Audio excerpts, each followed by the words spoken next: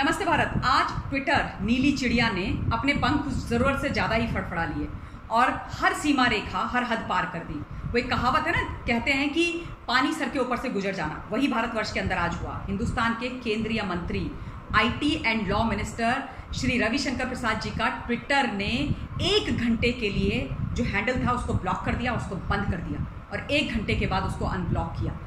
आप सोच सकते हैं इस बात को, मतलब कितनी खतरनाक, कितनी बेशर्मी, कितनी घटियापन की बात है। ये किस पार्टी की सरकार है उसका मुद्दा नहीं है, ये देश का मुद्दा है। ये हम सब के लिए बहुत आवश्यक विषय है और इस विषय पर पूरा देश एकजुट होकर के ट्विटर के खिलाफ बोलना चाहिए।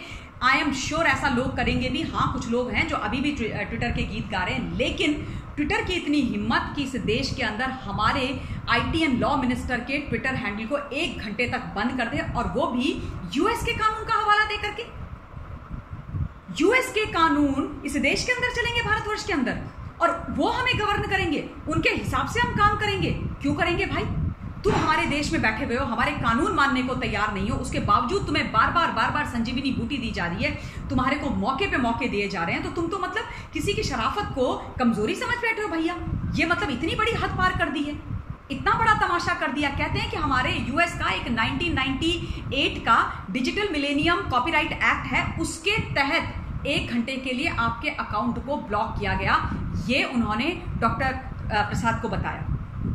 उन्होंने जो क्लैरिफिकेशन बाद में दिया वो ये दिया कि डॉक्टर रविशंकर प्रसाद का जो ट्विटर अकाउंट है उस पर किसी ने कॉपीराइट मारा था, यानी कि स्ट्राइक मारी थी। स्ट्राइक हम सिंपल शब्दों में बोलते हैं ना कि स्ट्राइक मारी थी, कॉपीराइट का किसी ने नोटिस भेजा था। और उसको मद्देनजर रखते हुए इस यूएस का जो 1998 का जो ये एक्ट है, डिजिटल मिलेनियम कॉपीराइट एक्ट, उसके तहत देश के, भारतवर्ष के केंद्रीय मंत्री क्या आपने अकाउंट बंद कर दिया, 1 घंटे के लिए सस्पेंड कर दिया और बताया तक नहीं, इन्फॉर्म नहीं किया।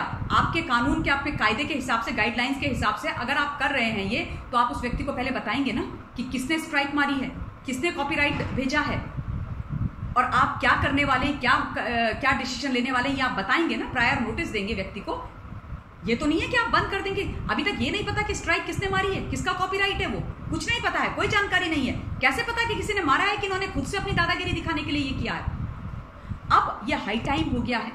ये तमाशा जो चला रहे हैं मिस्टर जैक डॉर्सी, वो नहीं चलेगा और अब बहुत स्ट्रिक्ट एक्शन लिया जाना चाहिए। ये नीली चिड़िया का फड़फड़ाना बहुत ज़्यादा हो गया, पर काटना बहुत ज़रूरी है, इसको पिंजरे में बंद करना बहुत ज़रूरी है।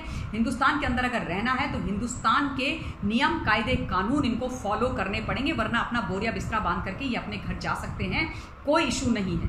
और इनके खिलाफ कड़े से कड़ा एक्शन अब लेना बहुत ज़्यादा ज़रूरी है। जैक डॉर्सी को नोटिस भेजो, जो करना है करो, क्योंकि ये जो इंडियन वर्टिकल है ट्विटर का, उसका जो एमडी है मनीष माहेश्वरी, वो तो मतलब उसके बस का तो कुछ है ही नहीं। एक लोनी वाला जो केस था उस पर एफआईआर हुई तो कर्नाटका के हाईकोर्ट में पहुंच गए, जी मैं तो एक एम्प्लॉय हूं, मैं तो एक अदना सा कर्मचारी हूं, मेरे बस का तो कुछ है ही नहीं, मैं तो डिसीजन मेकिंग में मेरा कोई से ही नहीं है, मैं तो कुछ कर ही नहीं सकता हूं, मेरी कंपनी थोड़ी ना है। अरे अगर कंपनी नहीं है, तुम डिसीजन मेकिंग में तुम्हारा कोई से नहीं है, कोई पार्ट नहीं है, तो एमडी, मैनेजिंग डायरेक्टर क्यों बने हुए हो? क्लर्क बन जाओ, बाबू बन जाओ, छोड़ो, कोई जरूरत नहीं है ये नौकरी करने की। नौकरी छोड़ दो, भारतवर्ष के अंदर बहुत नौकरियां हैं, कुछ और कर लो। तो अब स्ट्रिक्ट एक्शन लेने की बहुत ज़रूरत है। ये कोई छोटा मोटा केस है नहीं, ये छोटी मोटी बात है नहीं, और ऑब्वियसली सरकार लेगी, क्योंकि ये बात किसी के गले नहीं उतर रही है। हाँ, ऐसे कुछ लोग हैं, जब मैं इस विषय पर अभी डिबेट पर बैठी थी 5 बजे, तो कुछ ऐसे लोग हैं जो कह रहे थे कि ममता जी, आपको ये समझना चाहिए कि ट्विटर वालों को हमें बुलाना चाहिए, आमंत्रित करना चाहिए और उनके साथ बैठ के बीच का रास्ता निकालना चाहिए। बीच का रास्ता? वो हमारे देश में बैठ करके हमारे कानून मंत्री के साथ ऐसा व्यवहार करें और हम बीच का रास्ता खोजें। और कौन सा बीच का रास्ता भाई? इस समय जो सरकार बैठी हुई है वो तो बहुत सहनशील सरकार है। उनकी सहनशीलता को आप उनकी कमजोरी समझ करके इस तरीके की हरकतें कर रहे हो, तो वो तुम्हारी प्रॉब्लम है, ट्विटर की प्रॉब्लम है, ट्विटर के सीईओ की प्रॉब्लम है।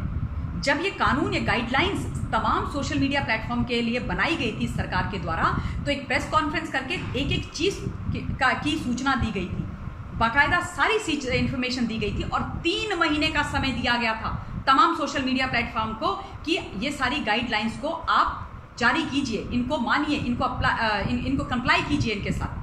ट्विटर ने नहीं किया। 3 महीने का समय, ये थोड़ी ना कि आज बोला और कल से बोला कि नहीं आप कर दो। कोई फासिस्ट सरकार थोड़ी ना यहाँ पर चल रही है। ये तो सब मतलब इससे ज़्यादा सहन शक्ति वाली बात किस सरकार के अंदर होगी भाई।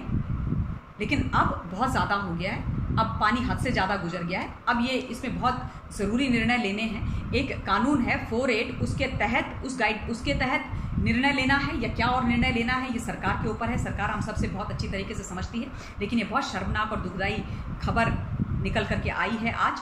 तो मुझे लगा कि मुझे आप सब लोगों को इस बारे में बता देना चाहिए। अपने पॉइंट ऑफ व्यू आप लोग भी बताइएगा।